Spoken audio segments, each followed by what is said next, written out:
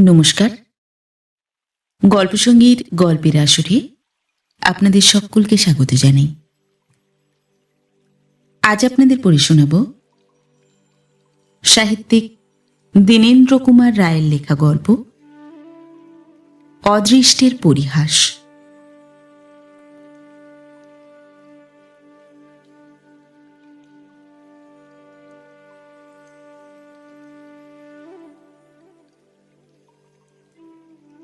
হরিচরণ বাবুর অবস্থা পূর্বে খুব ভালো ছিল। চারি পুরুষ হইতে তাহারা বড়লোক।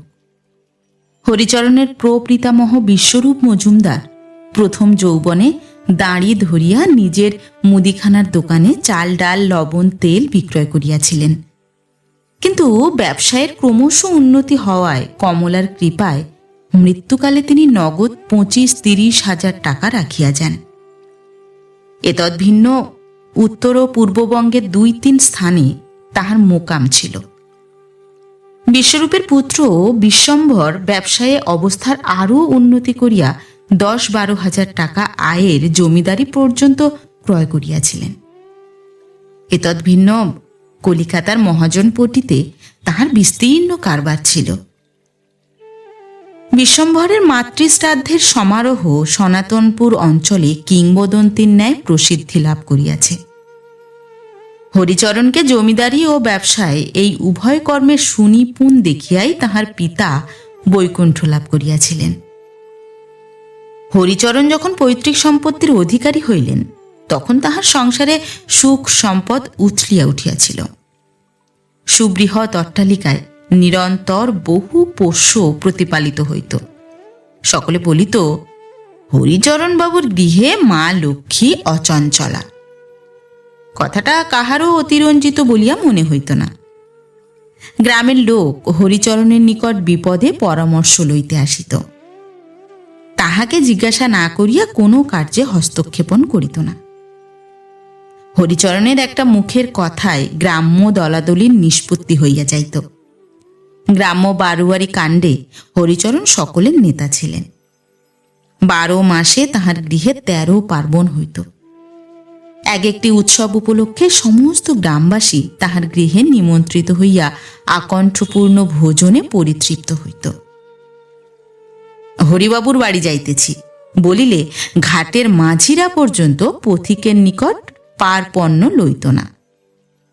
তাহারা হরিচরণবাবুর নিকট প্রচুর বার্ষিক পাইত। কোন গভর্নমেন্ট কর্মচারী ট্যুরে সনাতনপুরে আসিলে হরিচরণবাবুর গৃহে তাহাকে আতিথ্য গ্রহণ করিতে হইত।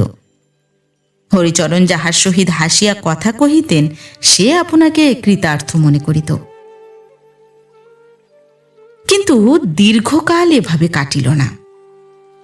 একবার একটা বড় ব্যাংক ফেল হওয়ায় তাহার লক্ষাধিক টাকা নষ্ট হইয়া গেল। তাহার পর কয়েক বছর উপর্যপরি ব্যবসায়ে অনেক টাকা লোকসান দিয়া তাহাকে বিস্তর টাকার জন্য দায়ী হইতে হইল। কিন্তু হরিচরণ ইহাতে দমিলেন না। তিনি অনেক অধিক সুদে তাহার প্রতিবেশী মহাজন দে মহাশয়ের নিকট 2 লক্ষ টাকা কর্জ লইয়া সতেজে ব্যবসায় চালাইতে লাগিলেন। তাহার ধারণা ছিল, কিছুকাল বিশেষ সাবধানে কারবার চালাইতে পারিলেই পুনর্বার তিনি কারবারের উন্নতি সাধন করিতে পারিবেন। সমস্ত ঋণ পরিশোধ করিয়া পূর্ব সম্পদ অক্ষুণ্ণ রাখিতে সমর্থ হইবেন। দে মহাশয় সতর্ক মানুষ, তাহার অগাধ অর্থ, কিন্তু যক্ষের ধন বলিয়া তাহার অর্থের একটা খ্যাতি ছিল। সকলে বলিত, দে মহাশয় যক্ষের টাকা পাহারা দিতেছেন। দে মহাশয়ের গৃহে অসন বসনের ব্যবস্থা দেখিয়া কাহারও বলিবার সাধ্য ছিল না যে তাহার হাতে কিছু টাকা আছে। তাহার পরিধেয় বস্ত্র কখনো জানুন নিম্নে অবতরণ করিবার অবসর পাইত না। ভিখারীরা কোনো দিন তাহার নিকট এক মুষ্টি ভিক্ষা পায় নাই। সকালে উঠিয়া 2 বার যদি কেহ তাহার নাম উচ্চারণ করিয়া ফেলিত, তাহা হইলে আসন্ন একাদশীর ভয়ে তাহাকে অত্যন্ত ম্রিয়মাণ হইতে হইত। এহেন দে মহাশয় চক্রবৃদ্ধির হারে সুদ লইবার বন্দোবস্ত করিয়া হরিচরণের দেশস্থ ও কলিকাতার অট্টালিকা এবং সমস্ত স্থাবর সম্পত্তি বেহেন অর্থাৎ বন্ধক রাখিয়া 2 লক্ষ টাকা কর্জ দিলেন। সংসারের লাভ লোকসান তাসের পর্দার মতো। যখন হার আরম্ভ হয় তখন সর্বপ্রকার সতর্কতা নিষ্ফল হইয়া যায়। হরিচরণ অতি সাবধানে কারবার চালাইতে লাগিলেন বটে, কিন্তু সহস্র চেষ্টাতেও তিনি পর্দা ফিরাইতে পারিলেন না। মূলধন ক্রমে ক্ষয় হইতে হইতে শেষে অদৃশ্য হইল। তথাপি তিনি যে উচ্চ চালে চলিতেছিলেন সে চাল ছাড়িতে পারিলেন না। লক্ষ্মীকে বিদায় দিয়াও তিনি চাল বজায় রাখিলেন। ঋণলব্ধ টাকার সুদ চক্রবৃদ্ধির হারে বাড়িয়া ক্রমে আসলকে অতিক্রম করিল। 2 লক্ষ কিছুদিন পরে 4 লক্ষ ছাড়াইয়া উঠিল। দে মহাশয় এতদিন নীরব ছিলেন। তিনি যখন দেখিলেন হরিচরণ মহাপঙ্কে নিমজ্জিত, সমস্ত সম্পত্তি বিক্রয় করিলেও তাহার ঋণ পরিশোধ হইবার সম্ভাবনা নাই, তিনি হিতোপদেশের সেই সুবর্ণ কঙ্কণাধিকারী ব্যাঘ্রের ন্যায় হরিচরণকে গ্রাস করিতে উদ্যত হইলেন। তিনি বলিলেন, ভায়া, সুদে আসলে তোমার কাছে অনেক টাকা পাও না, আর তো এভাবে বসিয়া থাকিতে পারি না। তোমার সমস্ত সম্পত্তি আমাকে ছাড়িয়া দাও। হরিচরণ একটা কিস্তিবন্দির জন্য আগ্রহ প্রকাশ করিলেন, কিন্তু বিশ্বযোগ্য দে মহাশয় কি তাহাতে কর্ণপাত করেন? কাহারও অনুরোধ তিনি গ্রাহ্য করিলেন না। মামলা আরম্ভ হইল। সেই মামলা জেলা সাব জজ আদালত হইতে হাইকোর্ট পর্যন্ত গড়াইল। উভয় পক্ষের অর্থে অনেক উকিল ব্যারিস্টার বড়লোক হইলেন। শেষে হরিচরণের বিরুদ্ধে মামলা ডিক্রি হইল। হরিচরণ সর্বশান্ত হইলেন। জলের দরে তাহার সমস্ত সম্পত্তি বিক্রয় হইয়া গেল। দে মহাশয়ই তাহা কিনিয়া লইলেন। একদিন মধ্যাহ্নকালে দে মহাশয় তাহার ভৃত্য মারফত হরিপদ বাবুকে সংবাদ পাঠাইলেন, তোমার বসত বাটিতে আজই আমি দখল লইব। যদি সহজে বাড়ি পরিত্যাগ না করো, আদালতের পেয়াদার সাহায্যে তোমাকে বাড়ি হইতে বাহির করিয়া দিব। দে মহাশয় যথাসময়ে ডিক্রি জারি করিয়াছিলেন। গৃহত্যাগের জন্য হরিচরণকে নোটিশও দিয়াছিলেন। হরিচরণের মনে বড় ধিক্কার জন্মিল। তিনি এই অপমানের প্রতিবাদ মাত্র না করিয়া সেই মধ্যাহ্নে অর্ধভুক্ত খাদ্যদ্রব্য পরিত্যাগ করিয়া তাহার একমাত্র পুত্র মানকেকে কোলে লইয়া অনাবৃত পথে আসিয়া দাঁড়াইলেন। তাহার সুখ দুঃখের সহচরী পত্নী নৃত্যকালীও অশ্রুসজল চক্ষু বস্ত্রাঞ্চলে আবৃত করিয়া স্বামীর অনুসরণ করিলেন। গ্রামবাসীগণ দে মহাশয়ের উদারতায় মুগ্ধ হইয়া তাহার ও তাহার পরলোকগত পিতৃপুরুষগণের উদ্দেশ্যে পুষ্পচন্দন বর্ষণ করিতে লাগিলেন। হরিচরণের হাতে তখনও অল্প কিছু টাকা ছিল। সপরিবারে বৃক্ষমূলে বাস করা অসম্ভব।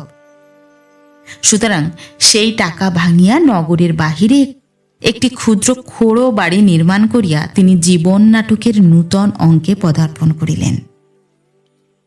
কোন রকমে সেই বাড়িতে মুখ গুঁজিয়া বাস করিতে লাগিলেন।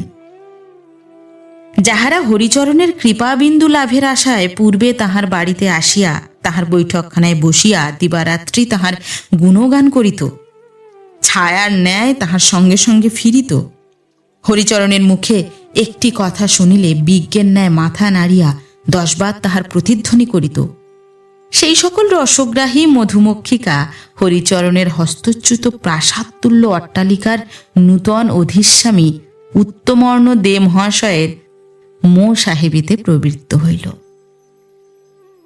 যাহারা বিপদে পড়িলে হরিচরণের পরামর্শ ভিন্ন কোনো কাজ করিত না, তাহারা দে মহাশয়ের প্রসাদ, দুগ্ধ ও শর্করা মিশ্রিত সুপেয় চা গলাধ্যকরণ করিতে করিতে বলিতে লাগিল, বুঝেছেন দে মহাশয়, এই হরিচরণ লোকটা কি বোকা, নিজের বুদ্ধির দোষে এই সংসারটা রসাতলে দিলে। দে মহাশয় পরম প্রীতি প্রফুল্ল নেত্রে উপাসক বৃন্দের প্রতি দৃষ্টি নিক্ষেপ করিয়া থেলো হুঁকায় 12 পয়সা সেরের তাম্রকূট দগ্ধ করিতে করিতে বলিলেন, কিন্তু দেশের পাঁজি বেটারা তো আমাকে এই নিমিত্তের ভাগই করে। হরিচরণের হিত চেষ্টাতেই আমি টাকাগুলো কর্য দিয়েছিলাম। আমি যদি টাকা দিতে ইতস্তত করিতাম, তাহা হইলে তো ব্যক্তি অনেকদিন আগেই ফেরার হইত। দোল করা, দুর্গোৎসব করা, বাড়িতে অতিথি সেবা দেওয়ার বড্ড বার বেড়েছিল। মধুসূদন তেমনি দর্প চূর্ণ করেছেন। পীতাম্বর পাল অনেকদিন হইতে দে মহাশয়ের নিকট কিছু প্রত্যাশা করিয়া আসিতেছিল। সে বলিল, চূর্ণ বলে চূর্ণ মধুসূদন একেবারে গুঁড়ো করে দিয়েছেন। তবু আপনি অনেক দয়া দেখিয়েছেন, দেওয়ানি জেলে তাকে পড়েননি। এ কলিতে কি কেউ কারো এতখানি অনুগ্রহ করে? দে মহাশয় হর্ষ গদগদ ভাবে বলিলেন, না হে পিতেম, আমি খাঁটি মানুষ, বিবাদ বিসম্বাদে যেতে চাইনে।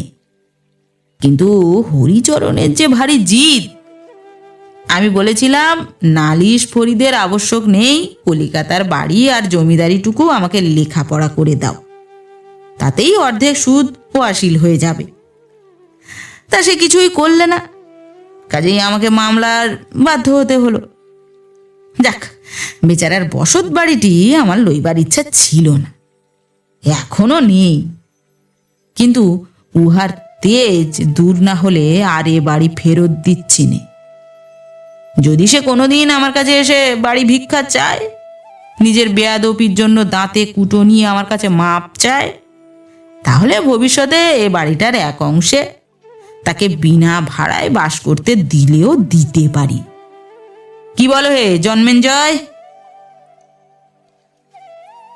জন্মেজয় নন্দী দে মহাশয়ের সেরেস্তায় একটি মুহুরীগিরির উমেদারিতে কালক্ষেপণ করিতেছিল।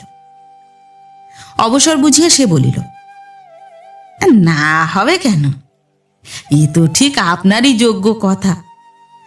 আপনার হচ্ছে দয়ার শরীর, তবু যত নিন্দুক বেটারা আপনার বদনাম রটায়।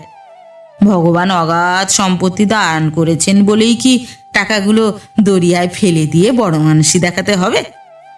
পৃথিবীতে হিংসুকের অসাধ্য কর্ম নাই। আপনি যে দয়ার সাগর, তাই এ অঞ্চলে কার অবিদিত আছে? এই স্তুতিবাদে দয়ার সাগর কোটালের জোয়ারের ন্যায় স্ফীত হইয়া উঠিলেন। নিঃশেষিত ধূম নির্বাপিত প্রায় কলিকাটি এবার জন্মেজয়ের হস্তগত হইল। দে মহাশয়ের উদারতার কথা যথাসময়ে হরিচরণের কর্ণে প্রবেশ করিল। তিনি ঘৃণার সহিত বলিলেন, পিশাচের দয়ায় ধিক, আমি যে বাড়ি ছেড়ে এসেছি আর কখনো তার ছায়া মাড়াবো না। নিজের বাসগৃহ সুদের সুদে বিক্রয় হয়ে গেল, মহাজনের কাছে তা ভিক্ষা চেয়ে পিতৃপুরুষের অপমান করব? আমার এ কুঁড়ে ঘর অনেক ভালো। গ্রামের লোক নূতন করিয়া হরিচরণের নির্বুদ্ধিতার পরিচয় পাইয়া কণ্টকিত হইয়া উঠিল। বুদ্ধিমানেরা এক বাক্যে বলা বলি করিতে লাগিল, টাকার শোকে লোকটার মাথা খারাপ হয়ে গেছে। হরিচরণের কয়েকটি পুত্র শৈশবেই মারা যায়। মানিক তাহার শেষ সন্তান। মানিক তাহার পিতামাতার নিকট 7 রাজার ধন এক মানিকের মতোই অমূল্য রত্ন ছিল। দুর্ভাগ্যের নিম্নতম সোপানে দণ্ডায়মান হইয়া হরিচরণ এই 3 বৎসরের শিশুপুত্রটির মুখের দিকে চাহিয়া চিত্ত সংযত করিতেন। মানিককে তিনি একদণ্ডের জন্য চক্ষুর অন্তরালে যাইতে দিতেন না।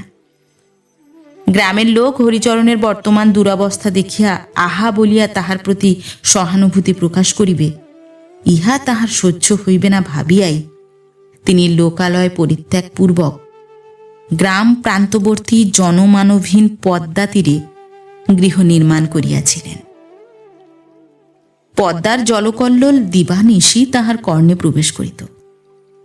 যখন একটু জোরে বাতাস বহিত, তখন পথপ্রান্তের দীর্ঘকায় ঝাউ গাছগুলি শাখা কাঁপাইয়া শনশন শব্দ করিত।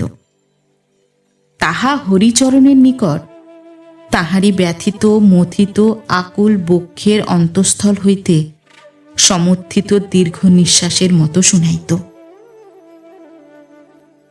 সলিল সিক্ত বর্ষার মধ্যাহ্নে শ্রীগালের দল জলভার পীড়িত লতাগুল্মের অন্তরাল হইতে বাহির হইয়া আসিয়া তাহার বারান্দার নিচে দাঁড়াইত এবং ক্ষণিকের সূর্যালোকে ঊর্ধ্বমুখে চাহিয়া সমস্বরে চিৎকার করিত। তাহাদের সেই বিদীর্ণ কণ্ঠের আর্তস্বরে তিনি তাহার জীর্ণ হৃদয়ের নিত্যকালব্যাপী হাহাকারের প্রতিধ্বনি শুনিতে পাইতেন। বর্ষার আকাশে মেঘ ঘনাইয়া আসিত। উশৃঙ্খল বায়ুপ্রবাহে নববর্ষার সলিল পুষ্ট বৃক্ষপল্লবগুলি আন্দোলিত ও আলোড়িত হইত এবং পদ্মা ভীষণ মূর্তিতে তটরেখা উল্লঙ্ঘনপূর্বক যেন তাহার সেই ক্ষুদ্র কুটির গ্রাস করিবার জন্য তরঙ্গবাহু প্রসারিত করিয়া ছুটিয়া আসিত। হরিচরণ তাহার গৃহকক্ষে একাকী বসিয়া স্তব্ধ সন্ধ্যায় স্তম্ভিত হৃদয়ে নিজের ভাগ্য পরিবর্তনের কথা চিন্তা করিতেন এবং দৈবাৎ বাতায়ন পথে তাহার পিতামহ নির্মিত শোক দুঃখের ও শোক হর্ষের সহস্র স্মৃতি বিমণ্ডিত পুরাতন অট্টালিকার দিকে তাহার দৃষ্টিপাত হইলে তিনি দেখিতে পাইতেন তাহার শয়নকক্ষ হইতে কেরোসিনের উজ্জ্বল আলোক বিকীর্ণ হইতেছে। দুঃখে ক্ষোভে মনস্তাপে হরিচরণের বুক ফাটিয়া যাইত। তাহার মনে হইত ওই দীপালোক যেন কোনো এক নিষ্ঠুর স্বার্থপর পিশাচের ন্যায় তাহার দিকে তাকিয়া আছে।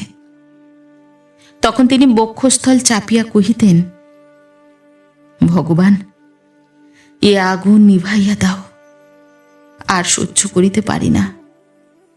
সর্বস্ব হইতে বঞ্চিত করিয়াছ, আমার সহ্য করিবার শক্তিটুকু কাড়িয়া লইও না। আমাকে দুর্ভাগ্য করিয়াছ, পাগল করিও না। কিন্তু এক একদিন তাহার আত্মসংযম কোথায় ভাসিয়া যাইত। একদিন সন্ধ্যার সময় তিনি তাহার শয়নগৃহের বারান্দায় একখানি কম্বলের উপর বসিয়া কাতরভাবে ভগবানের নিকট ধৈর্য ও মনের বল প্রার্থনা করিতেছেন। এমন সময় মানকে পাশের একটা ঘর হইতে ভিজিতে ভিজিতে ছুটিয়া আসিয়া ব্যগ্রভাবে বলিতে লাগিল, বাবা বাবা, দৌড় জানলা দিয়ে জলের ছাট এসে সব ভিজে গেল যে। এবারে কিচ্ছু ভালো নয় বাবা, চলো আমাদের ভালো বাড়িতে যাই। হরিচরণ কোনো উত্তর করিলেন না। তিনি নীরবে পুত্রকে কোলে টানিয়া লইয়া তাহাকে বক্ষে চাপিয়া ধরিলেন। শিশু তাহার ক্রোড়ে দাঁড়াইয়া মাথা একটু নত করিয়া তাহার দুখানি কোমল করপল্লবে পিতার মুখখানি উঁচু করিয়া ধরিল এবং নির্নিমেষ চক্ষুতে তাহার মুখের দিকে চাহিয়া দেখিল পিতার দুটি চক্ষু অশ্রুরাশিতে ভাসিতেছে। মানকের চক্ষু শুষ্ক রহিল না। সে উভয় হস্তে পিতার গলা জড়াইয়া ধরিয়া ছলো ছলো চক্ষে পিতার মুখের উপর দৃষ্টি স্থাপন করিয়া বলিল, বাবা, তুমি কেঁদো না। শিশুপুত্রের এই সান্ত্বনা বাক্যে হরিচরণের চক্ষু হইতে অশ্রুরাশি নির্ঝর ধারার ন্যায় ঝরিয়া তাহার বক্ষস্থল প্লাবিত করিল। মানকে পিতার ঘাড়ের উপর ঝুঁকিয়া পড়িয়া তাহার কেশবিরল মস্তকে হাত বুলাইতে বুলাইতে সস্নেহে বলিল, বাবা, কেঁদো না, এ বাড়ি ভালো, আমি এই বাড়িতেই থাকব। 6 মাস কাটিয়া গেল। হরিচরণের আর কোনোই কাজ নাই। তাহার কারবার বন্ধ, বাহিরে যাতায়াত বন্ধ, সংসারের সকল কাজ তিনি বন্ধ করিয়া দিয়াছেন। কেবল জীবন প্রবাহটা বন্ধ করিতেই বাকি আছে। তিনি মানস চক্ষে দেখিলেন পূর্বের ন্যায় দিবারাত্রি হইতেছে, সব ঠিকভাবে প্রবাহিত হইতেছে। বাজারে চাউলের আমদানি, মহাজনদের গোলা তেমনি করিয়া ধান চাউলে পূর্ণ হইতে থাকে। গ্রামে তেমনি হাটবাজার বসে। হাটবাজারে পূর্বের ন্যায় জনসমাগম হয় এবং হাটের মধ্যবর্তী সুবৃহৎ বটবৃক্ষের ছায়ায় বসিয়া মধ্যাহ্নে বাজারের লোক তেমনি করিয়া পাশার আড্ডা জমকাইয়া বসে। সকলেই পূর্বের ন্যায় আছে, কেবল গ্রামে হরিচরণের অস্তিত্বে কোনো পরিচয় পাওয়া যায় না। হাকিমেরা পূর্বের ন্যায় এখনো সনাতনপুরে ট্যুরে আসেন। পূর্বে যাহারা সফরে আসিয়া হরিচরণের গৃহে আতিথ্য গ্রহণ করিয়া প্রীতিলাভ করিতেন, এখন আর তাহাদের কেহ নিমন্ত্রণ করেন না। তাহারা দুই এক সময় হরিচরণের সংবাদ কর্মচারীগণকে জিজ্ঞাসা করেন এবং তাহার বর্তমান দুরবস্থার কথা শুনিয়া তাহাকে পিটি করেন। গ্রাম্য বারোয়ারি কাণ্ডে এখনো মহা সমারোহ হয়, কিন্তু বারোয়ারি তলায় এখন আর হরিচরণের উৎসাহ প্রদীপ্ত মুখ দেখা যায় না।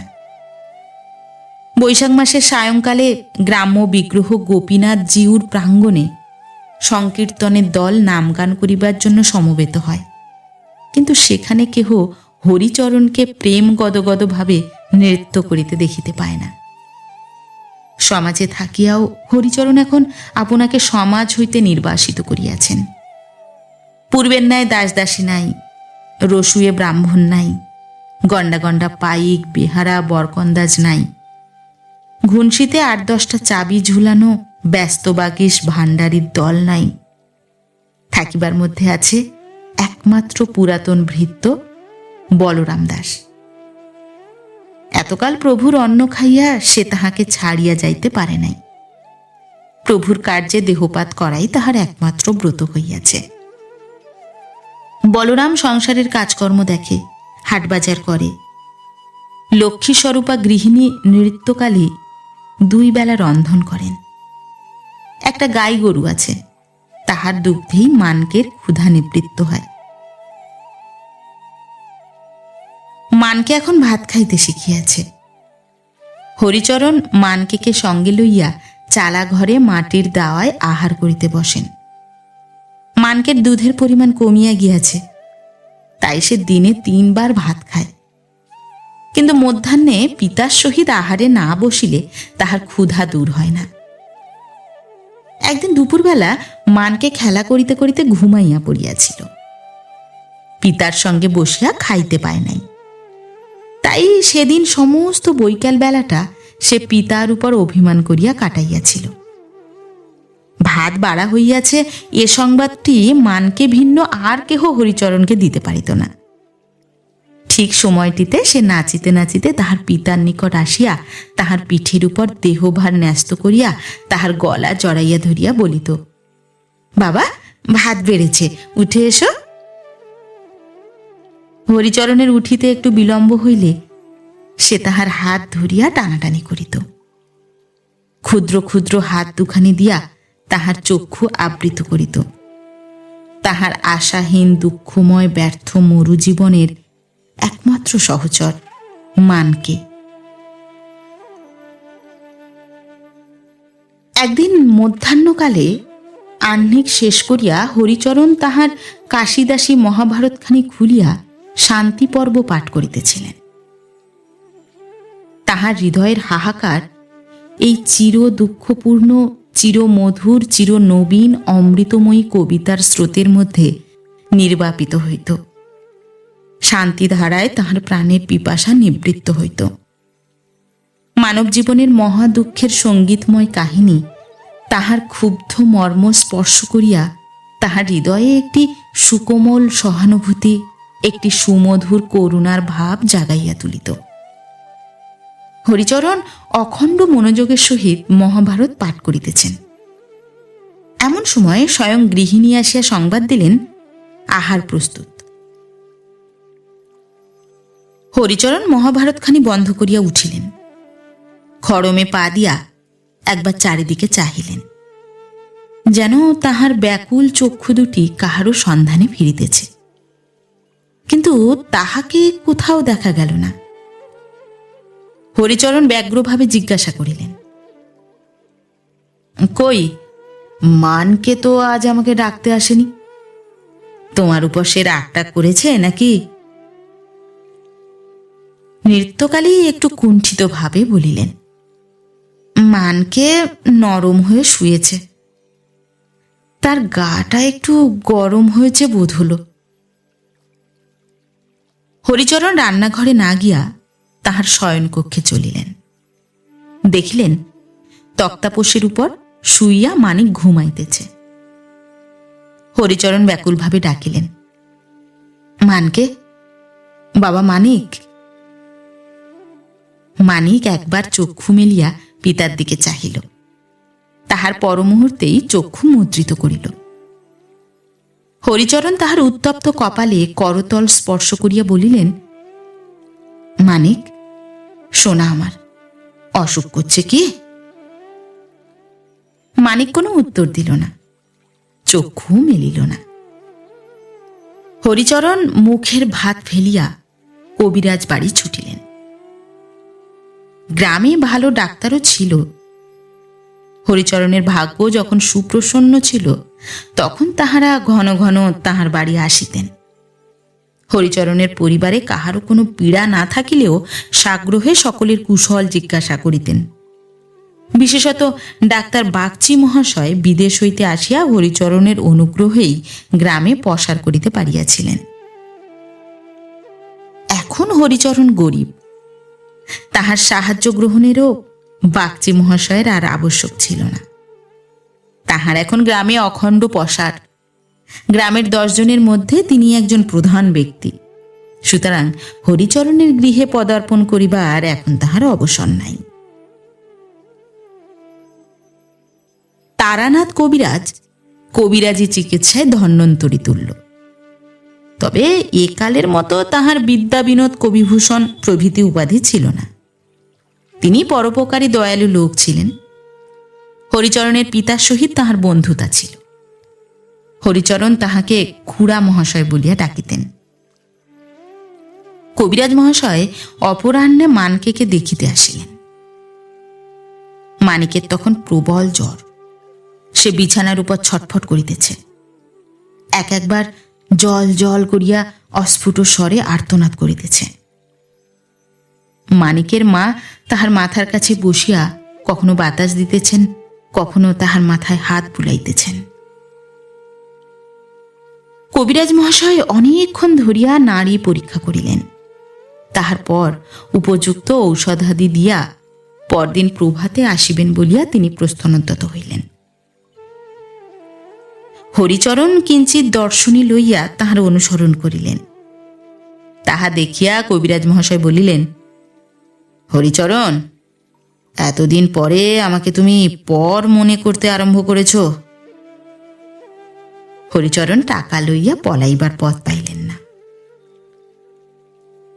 পরদিন সকালে কবিরাজ মহাশয় দেখিলেন তখনও প্রবল জ্বর, ঔষধে ফল হয় নাই। তিনি গম্ভীরভাবে বাহিরে আসিলেন। হরিচরণ বলিলেন, খুড়োমশাই, মানকেকে কেমন দেখলেন? কবিরাজ সহজ স্বরে বলিলেন, জ্বর আজও ছাড়েনি। জ্বরটা কিছু জটিল রকমের হতে পারে, তবে তুমি ব্যাকুল হও না। রোগ কঠিন হলেই তা দুঃসাধ্য হয় না। কিন্তু তৃতীয় দিন কবিরাজ মহাশয়ের মুখ আরও গম্ভীর হইল। তিনি দেখিলেন বিকারের পূর্ব লক্ষণ বর্তমান। তিনি হরিচরণকে ডাকিয়া বলিলেন, দেখো হরিচরণ, ডাক্তারেরা অনেক সময় নিজের জেদ বজায় রাখতে গিয়ে রোগী মেরে ফেলে। আমি তা মহাপাতক বলে মনে করি। আমাদের জ্ঞান সীমাবদ্ধ। আমার উপর তোমার দৃঢ় বিশ্বাস থাকতে পারে। আমি প্রাণপণ তোমার পুত্রের চিকিৎসা করব, সন্দেহ নেই। কিন্তু কবিরাজি চিকিৎসার প্রতি তোমার যদি শ্রদ্ধা না থাকে, তবে তুমি ডাক্তার দিয়ে দেখাও। বিপিন ডাক্তার ভালো, হাত যশও আছে, দোষের মধ্যে একটু অর্থ পিশাচ।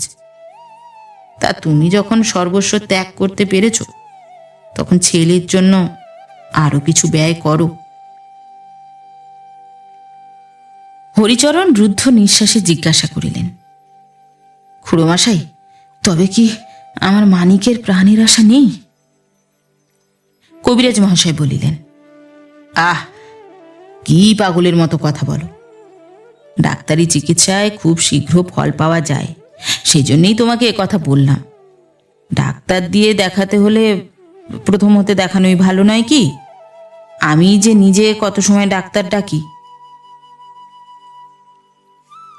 বিপিনবাবুকেই ডাকানো স্থির হইল। বিপিনবাবু প্রথমটা ফুরসত নাই বলিয়া পাশ কাটাইবার চেষ্টায় ছিলেন। ফুরসত বিলক্ষণ ছিল, তবে তিনি জানিতেন হরিচরণের ন্যায় উপকারকের নিকট পয়সা লওয়া ভালো দেখাইবে না। বিনা পয়সায় সময় নষ্ট করিবার মতো দুর্বুদ্ধি তাহার ছিল না। অবশেষে অর্থলোভ চক্ষু লজ্জাকে পরাজয় করিতে সমর্থ হইল। কৃতজ্ঞতার চিহ্নস্বরূপ তিনি প্রত্যহ 2 বার দেখিয়া 1 বার মাত্র ভিজিট লইবেন, এইরূপ বন্দোবস্ত হইল। বিপিনবাবু মানিককে দেখিলেন। তাহার বুকে পিঠে টেথিস্কোপ লাগাইয়া অনেকক্ষণ ধরিয়া রোগ পরীক্ষা করিলেন। তাহার পর বিরক্তির সহিত বলিলেন, কবরেজটা বোধ করি জবাব দিয়ে গিয়েছে। তা আপনারা তো প্রথমে ভালো ডাক্তার দিয়ে দেখাবেন না, যত সব ইরেসপন্সিবল কোয়াক্স। নিউমোনিয়া টেন্ডেন্সি দেখছি। এরকম ভিজে স্যাঁতসেঁতে ঘরে এরকম রোগীকে 1 দণ্ড রাখা উচিত নয়। বেশ খটখটে শুকনো ঘরে রাখার বন্দোবস্ত করলে ভালো হয়। হরিচরণ এখন আর খটখটে শুকনো ঘর কোথায় পাইবেন? তাহার অতীত জীবনের একটি দিন ফিরিয়া পাইবার জন্য তাহার প্রাণ কাঁদিয়া উঠিতে লাগিল। কোথায় সেই মর্মর শুভ্র প্রাসাদোপম অট্টালিকা, আর কোথায় এই বাঁশের অযোগ্য ক্ষুদ্র মৃৎ কুটির? পরহস্তগত গৃহে তাহার প্রবেশাধিকার কোথায়? তিনি গৃহ প্রাঙ্গণে একটি অনতি বৃহৎ নিম গাছের ছায়ায় একখানি টুলের উপর বসিয়া 2 হাতে মুখ গুঁজিয়া বিদীর্ণ হৃদয়ে অশ্রু ত্যাগ করিতে লাগিলেন। 3 দিন পরে মানিকের ডবল নিউমোনিয়া ধরা পড়িল। হরিচরণ ও তাহার স্ত্রী দিবারাত্রি রোগীর শয্যাপ্রান্তে বসিয়া তাহার শুশ্রূষা করিতে লাগিলেন। দুরন্ত রোগীর সঙ্গে তাহারা প্রাণপণে যুদ্ধ করিতে লাগিলেন। তাহারা উভয়ে পরিশ্রান্ত হইয়া পড়িলেন, কিন্তু উপশম হইল না। ক্রমে রোগ বৃদ্ধি হইয়া মানিকের মুখে মৃত্যুর ছায়া নিক্ষেপ করিল। 8 দিনের দিন মানিকের আর জ্ঞান রহিল না। প্রলাপের ঘোরে সে ক্রমাগত বলিতে লাগিল, বাবা, বাবা বাড়ি চলো, এ বাড়ি ভালো নয় বাবা, বাড়ি চলো। অবশেষে সেই দিন শেষ রাত্রে আর সে তাহার বাপের জন্য অপেক্ষা না করিয়া একাকী ভালো বাড়িতে চলিয়া গেল। পরদিন প্রভাতে নদী তীরস্থ শ্মশানে মানিকের সোনার অঙ্গ চিতায় ভস্য করিয়া হরিচরণ তাহার গৃহে ফিরিলেন এবং ধীরে ধীরে শয্যা গ্রহণ করিলেন। হরিচরণের বিপদের কথা উত্তমর্ণ দে মহাশয়ের কর্ণে প্রবেশ করিয়াছিল। তিনি শৌখিন আক্ষেপ করিয়া পারিষদবর্গকে শুনাইয়া বলিলেন, বুঝেছ ভবশঙ্কর, এই হরিচরণ লোকটা নিজের জিদের জন্যই ধনে প্রাণে মারা গেল। আমার কাছে যদি সে একবার এসে বলতো, দেমশাই ছেলেটা বাঁচে না, ডাক্তার একটা শুকনো খটখটে ঘরে তাকে রাখতে বলেছে, একটু আশ্রয় দেন, তাহলে আমি নিচের তলার একটা কুঠুরি কি আর দিন কতকের জন্য ভাড়া না নিয়ে ছেড়ে দিতে পারতাম না? পারিষদবর্গ পুনর্বার কোলাহলপূর্বক দে মহাশয়ের দয়ার মহিমা কীর্তন করিতে লাগিল। হে রজত চক্র, তুমি সহায় থাকিলে লোকে পিশাচকেও দেবতার আসনে বসাইয়া তাহার স্তুতিবাদ করে। তুমি ধন্য। হরিচরণের অল্প অল্প জ্বর হইতে লাগিল, কিন্তু চিকিৎসার দিকে তাহার লক্ষ্য রহিল না। তিনি এক স্থানে বসিয়া থাকিতেন, দিবারাত্রি কি চিন্তা করিতেন। এমনকি তাহার পত্নী যখন পুত্র শোকে আকুল হইয়া বিদীর্ণ বক্ষা কপতির ন্যায় ধুলায় লুটাইতেন, তখনও তিনি তাহাকে সান্ত্বনাদানের চেষ্টা করিতেন না। কুটিরের বারান্দায় বসিয়া সজল নেত্রে নদীর দিকে চাহিয়া থাকিতেন। মানিকের মৃত্যুর পর তিনি তাহার মহাভারতখানি একদিনও খুলেন নাই। হরিচরণের বাড়ির পাশ দিয়া নদীতে যাইবার পথ। প্রভাতে ও সায়ংকালে পল্লী যুবতীগণ সেই পথ দিয়া কলসী কক্ষে নদীতে স্নান করিতে বা গা ধুইতে যাইতেন। রাখালেরা গরুর পাল লইয়া ধুলি উড়াইয়া সেই পথে গোচারণের মাঠে যাতায়াত করিত।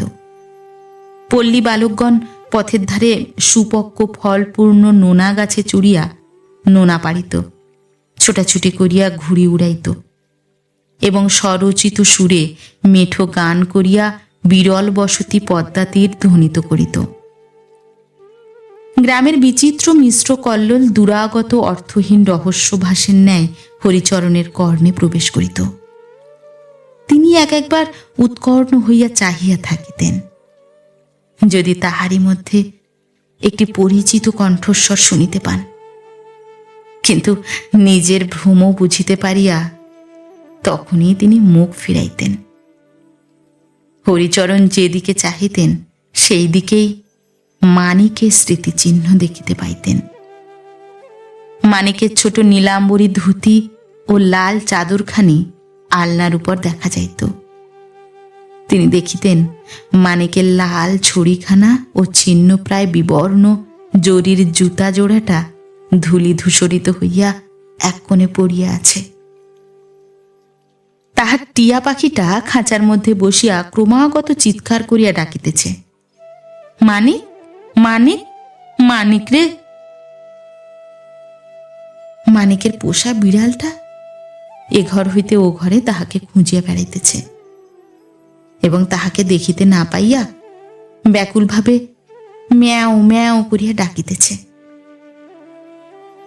মানিকের চাকা ভাঙা কাঠের গাড়িখানি লইয়া আর কেহ টানাটানি করে না। শিউলি গাছের তলায় বৃন্তচ্যুত ফুলগুলি অভিমানে শুকাইয়া যায়। সকালে উঠিয়া আর কেহ তাহা কুড়ায় না। সন্ধ্যার অন্ধকারে যখন ধরাতল আচ্ছন্ন হইত, কর্মশ্রান্ত গ্রামবাসীগণ গৃহে প্রত্যাগমন করিয়া স্ব স্ব পুত্র কন্যাগুলিকে আদর করিয়া কোলে তুলিয়া লইত, রৌদ্রদগ্ধ গ্রামের কর্ম কোলাহল ধীরে ধীরে নৈশ প্রশান্তির মধ্যে পরিব্যাপ্ত হইয়া যাইত, তখনও কর্মহীন বৈচিত্র্যবিহীন সুখ শান্তি বিচ্ছিত হরিচরণের ক্ষুব্ধ বক্ষের অন্তরাল হইতে কে যেন কাঁদিয়া কাঁদিয়া ক্রমাগত ডাকিত, মানিক, মানিক, মানিক রে। ডাক্তার বলিলেন, স্থান পরিবর্তন ভিন্ন হরিচরণের শরীর সুস্থ হইবার সম্ভাবনা নাই। কয়েক মাস রোগে ভুগিয়া তিনি একেবারে কঙ্কালসার হইয়া পড়িলেন। ঔষধে কোনো ফল হইল না। তিনি বলিতেন, আর কেন, আমার সময় তো শেষ হয়ে আসছে, আমি তো শীঘ্রই যাব। তোমাকে পথের ভিখারিনী করে রেখে গেলাম, এই দুঃখে আমি শান্তিতে মরতে পারছি না। নৃত্যকালী বলিতেন, আমার সকল সুখ সকল আশা ঘুচে গিয়েছে। ও কথা বলে আর তুমি আমার বুকে ছুরি বিঁধো না। অবশেষে 2-4 জন প্রতিবেশী উদ্যোগ করিয়া হরিচরণকে বৈদ্যনাথে পাঠাইবার জন্য রেলের গাড়িতে তুলিয়া দিলেন। সঙ্গে তাহার স্ত্রী ও বিশ্বস্ত ভৃত্য বলরাম। বলরাম এখনো প্রভুর সেবায় দেহপাত করিতেছে। স্থির হইল হরিচরণ 2-4 দিন কলিকাতায় অপেক্ষা করিয়া ভালো ডাক্তার দিয়া একবার রোগ পরীক্ষা করাইয়া তাহার পর বৈদ্যনাথে যাত্রা করিবেন। কলিকাতায় একটা ছোট বাড়ি 1 মাসের জন্য ভাড়া করা হইয়াছিল। হরিচরণ সপরিবারে সেখানে উঠিলেন। কলিকাতার মহাজনপট্টিতে একদিন হরিচরণবাবুর অসামান্য প্রতিপত্তি ছিল। কারবার উপলক্ষে যখন তিনি কলিকাতায় আসিতেন, তখন প্রতিদিন কত লোক তাহার সঙ্গে সাক্ষাৎ করিতে আসিত। তাহার বিন্দুমাত্র অনুগ্রহ লাভের জন্য কত লোক তাহার গদিতে বসিয়া থাকিত। বন্ধু বান্ধবগণের হর্ষ কোলাহলে তাহার সুবৃহৎ গদি সর্বক্ষণ মুখরিত হইত। আজ 5 বৎসর পরে হরিচরণ তাহার পিতামহের সযত্ন নির্মিত গদির অদূরে একটি পুরাতন জীর্ণ ক্ষুদ্র অট্টালিকার অন্ধকারময় কক্ষে রোগশয্যা প্রসারিত করিলেন। রাজধানী পূর্বের ন্যায় তেমনি প্রমোদমত্ত, চতুর্দিকে তেমনি উৎসাহ ও আনন্দের অবিরল কল্লোল। কিন্তু হরিচরণের মনে হইতে লাগিল পৃথিবীর দারুণ পরিবর্তন ঘটিয়াছে। তাহার অনুগ্রহে মহাজনপট্টিতে যাহারা মান্যগণ্য ও সম্ভ্রান্ত লোক বলিয়া পরিচিত, তাহাদের কেহ কেহ হরিচরণের কলিকাতায় আগমনের সংবাদ শুনিতে পাইল, কিন্তু তাহার সহিত সাক্ষাৎ করিবার কাহারও অবসর হইল না। কলিকাতায় আসিয়া হরিচরণ একদিন জোর করিয়া গঙ্গা স্নান করিলেন। সেই গঙ্গা স্নানই তাহার কাল হইল।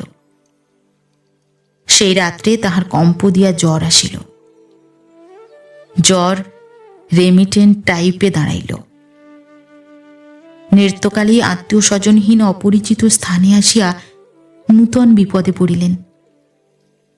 তিনি হাতের নোয়াগাছাটি মাত্র হাতে রাখিয়া সর্বস্ব বিক্রয় করিয়া স্বামীর চিকিৎসার জন্য বড় ডাক্তার নিযুক্ত করিলেন, কিন্তু সকল চেষ্টা ব্যর্থ হইল।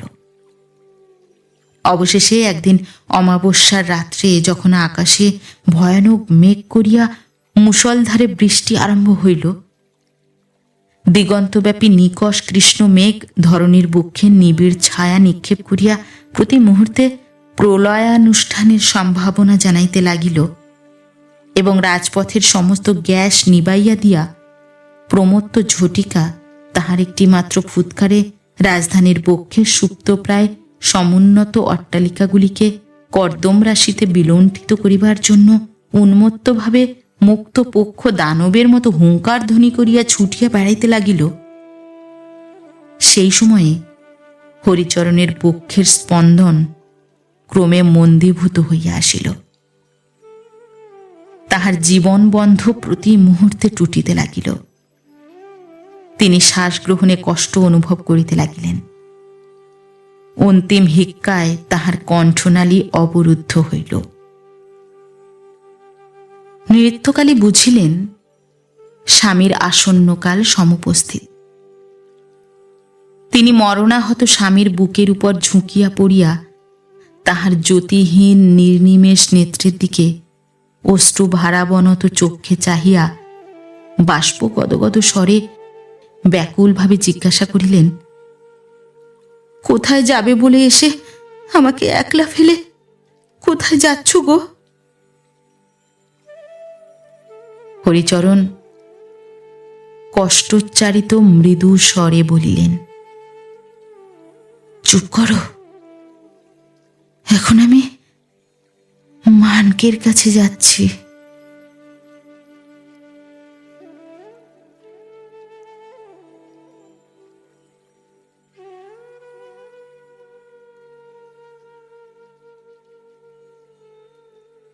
নমস্কার। নতুন একটি গল্প নিয়ে খুব শিগগির ফিরে আসছি।